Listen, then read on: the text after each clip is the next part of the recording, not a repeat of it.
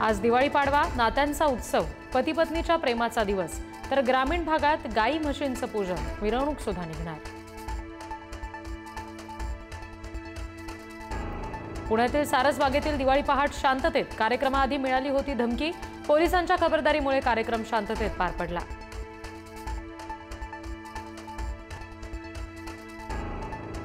अमरावतीमध्ये फटाक्यांची प्रचंड आतषबाजी. लक्ष्मीपूजन झाल्यानंतर आतषबाजी करत अमरावतीकरांनी साजरा केला दिवाळीचा आनंद.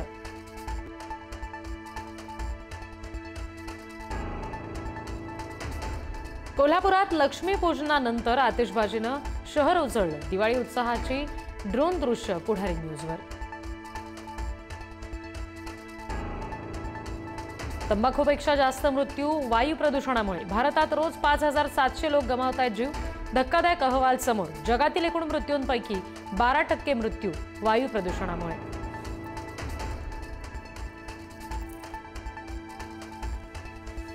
पुढील 5 दिवसात महाराष्ट्रातील अनेक जिल्ह्यांमध्ये पावसाचा अंदाज. ऐन सणासुदीत आलेल्या वादळी पावसामुळे लोकांची तारांबळ. पुढील काही दिवस पावसाचेच राहणार.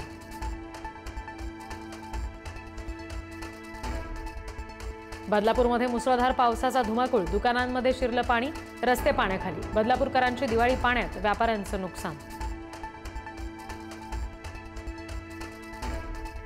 डॅमेज कंट्रोलसाठी आलेल्या कृषी मंत्री दत्ता भरणेंचा यू-टर्न. स्वराज्य संस्थांच्या निवडणुकीसाठी बैठक घेतली. मी जरी पक्षातून बाहेर पडलो तरी काय फरक पडणार, भरणेंचं वक्तव्य. नांदणी इथल्या माधुरी हत्येसंदर्भात आज हाय पॉवर कमिटीकडे सुनावणी होणार. माधुरीला परत आणण्याचे सर्व प्रयत्न सुरू. संध्याकाळी होणाऱ्या सुनावणीकडे लक्ष. जालन्यामध्ये बंजारा उपोषणकर्ते विजय चव्हाण यांच्या उपोषणाचा आजचा 6वा दिवस. धनगरांपाठोपाठ बंजारा समाज सुद्धा एसटीच्या आरक्षणासाठी आक्रमक.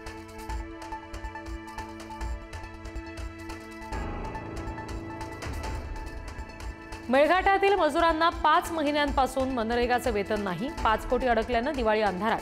पाड्यामध्ये सुद्धा स्मशान शांतता. वेतन मिळालं नसल्यानं मजुरांचं स्थलांतरण.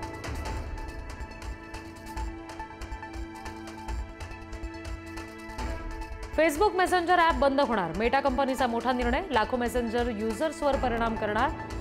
कंपनीने युजर्सना या संदर्भात नोटिफिकेशनद्वारे अलर्ट करण्यास सुरुवात केली.